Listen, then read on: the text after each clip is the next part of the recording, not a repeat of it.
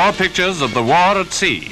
Movietone cameramen sailed with the fleet operating in the Norwegian campaign and were present when these transports were on their way to land reinforcements in a certain fjord.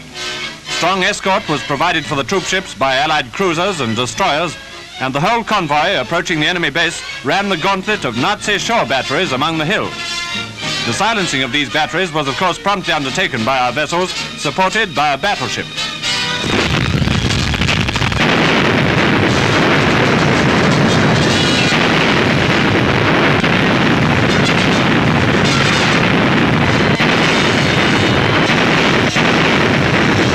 As the ships continued on their course up the fjord, a keen lookout for enemy planes was kept. One of the escorting warships was the Polish destroyer Grom, and in addition to the escort, flying boats cooperated.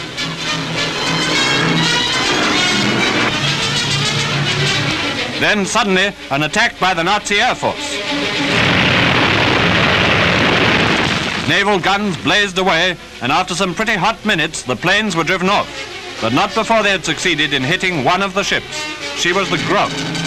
British seamen were quickly away in their boats to the rescue of men swimming in the icy waters, and in these amazing pictures you can see for yourself exactly what happens at such a moment during the war at sea.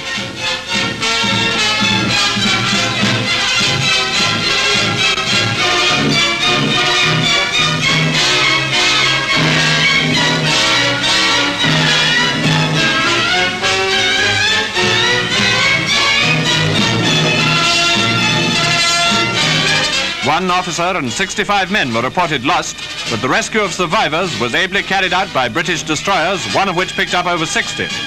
All must have been half frozen, and many were black with the oil through which they had been swimming. But finally, mustered on deck, they presented a picture of cheerful determination in spite of their ordeal. Acting in liaison, a British naval officer and 4 ratings had been aboard the Grom. They all got away, the commander with his dog Mike. Meanwhile, the transports carried out their job. The Nazi base, already littered with ships battered in a previous encounter, was set ablaze, and survivors of the Grom watched the scene of battle beyond the wake of the ship that took them home in safety.